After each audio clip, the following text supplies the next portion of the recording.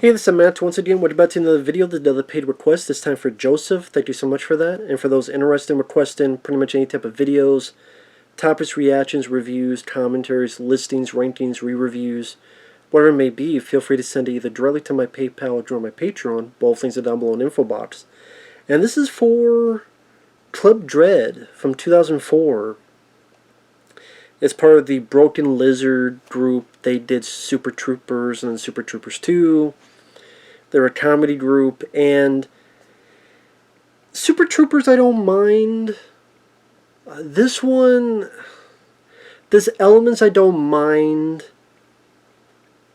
Overall, I wouldn't say I was a big fan of the film, but there are elements I don't mind.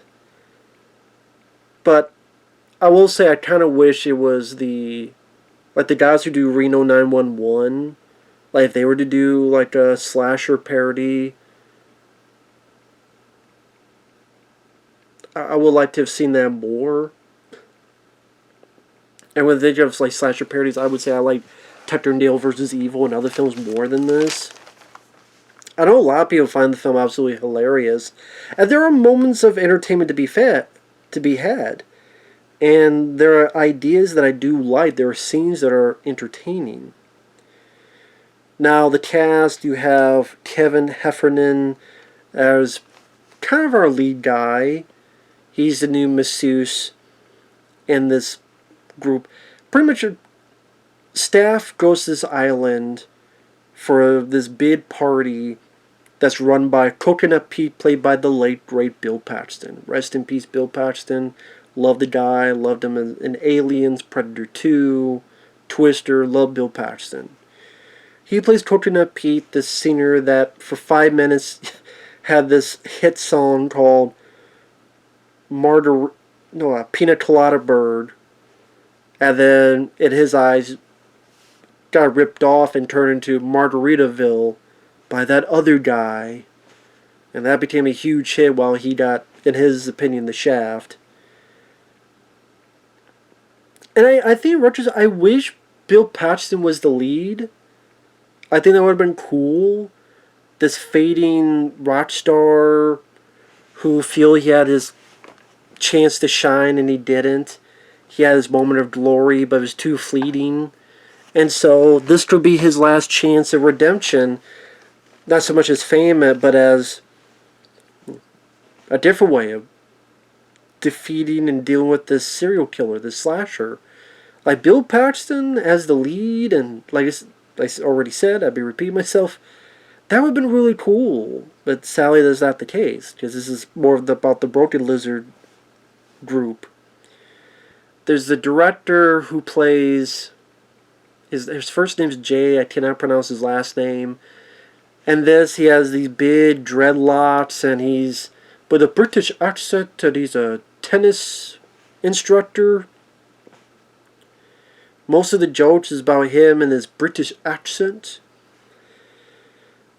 You have this guy named Dave who's a DJ. You have this one guy played by Steve Lemme who has a sort of Pacific accent, and he'll like call this girl Penelope.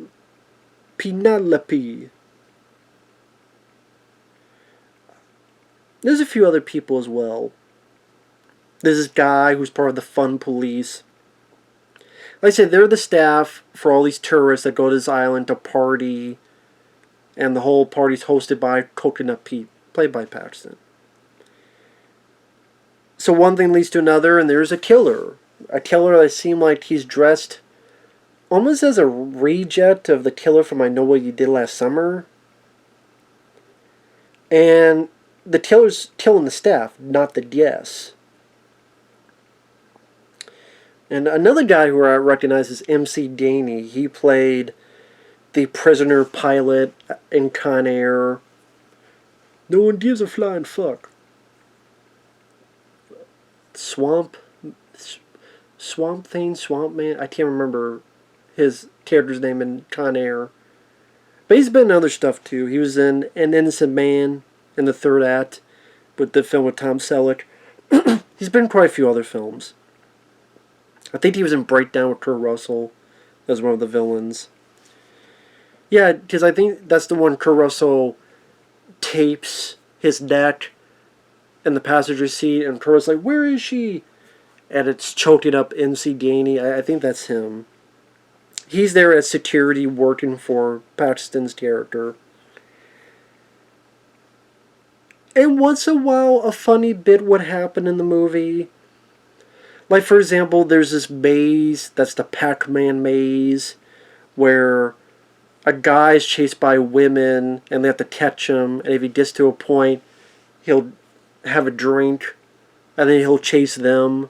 Every once in a while, someone goes in dressed up as like the fruit, like the strawberry or things of that nature.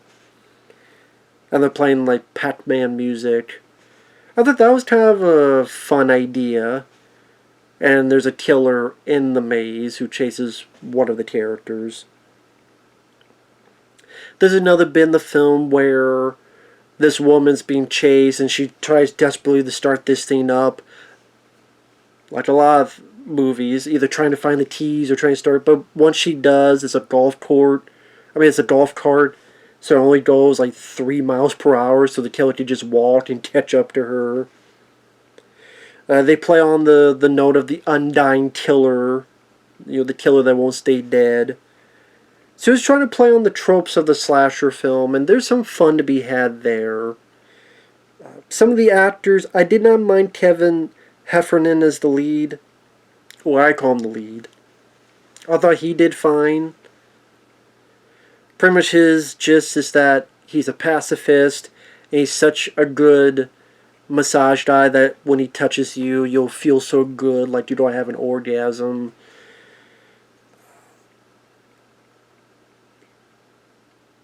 Again, the Steve, I forget the character's name.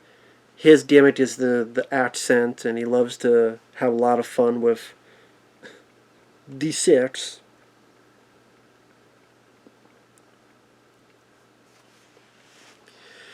And them trying to figure out who is the killer. Is the killer using this song that was one of Bill Paxton's songs in the past? Is the killer using this to try to pick its victims out? They're not allowed to tell the guests, otherwise the killer will kill all of them right then and there.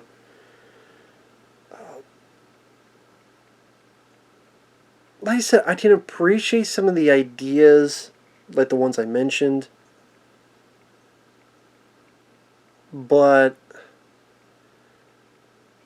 other than those moments, I didn't really find it as hilarious as other people did.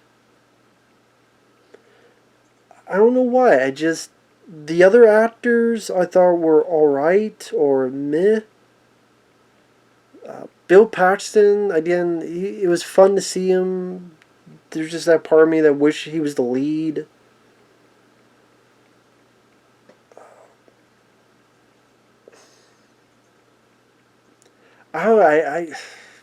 Just something about it didn't click fully for me.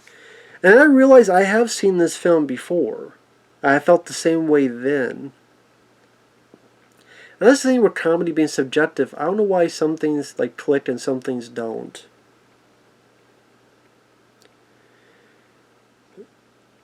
It's like the cast is having more fun together than I am as a viewer. And other than those few little set pieces, like the jokes and the humor and this didn't grab me. A lot of the other supporting characters didn't really grab me. Kind of like meh.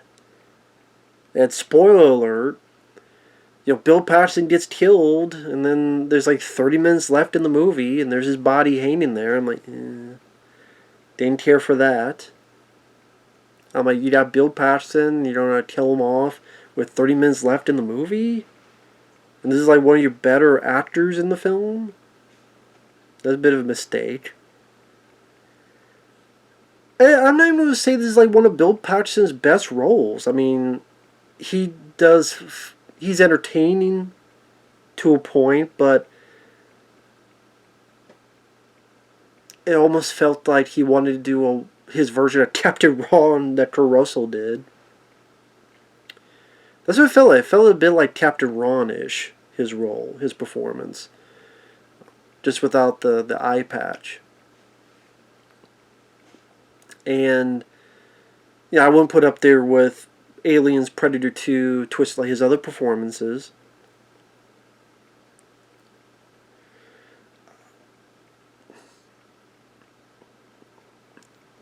Sorry, I'm not trying to remember.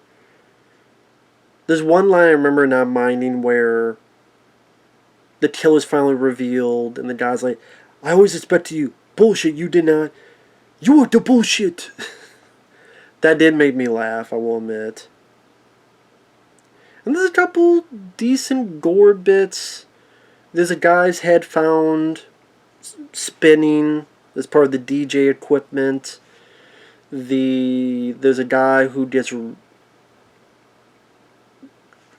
tied to the dock and his bottom half is ripped off. Someone gets decapped and you see the point of view of the head kind of falling, flipping over. That was a decent camera maneuver.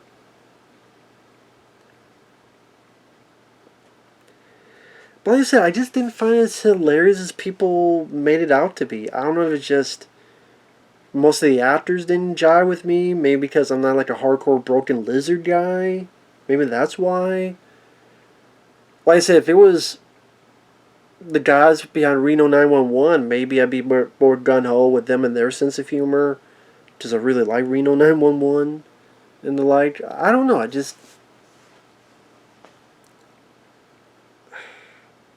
I could see, because of its takes on the cliches of slasher films, where the enjoyment can be had. Like I said, some of the actors I don't mind. I could get, for example, in spoilers, before the one guy dies who's the tennis instructor, he just hitting the tennis balls trying to hit the killer, and the killer's like, really, dude? He doesn't say that, but he acts that way. Then he throws a machete into the guy's chest.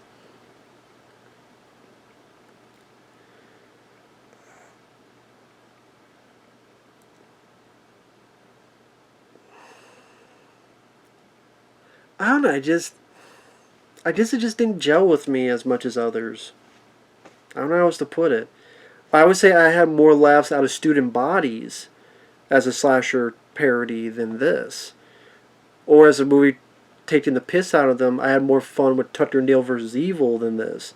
Or Behind the Mask, The Rise of Leslie Vernon than this. I mean, it's better than like Saturday the 14th or other movies of that nature, but this, or National Lampoon's Class Reunion or other crap, but again, I know a lot of people love it. I don't hate the film. I'll say this, I don't hate the film. After not seeing it for a while, it was worth another watch.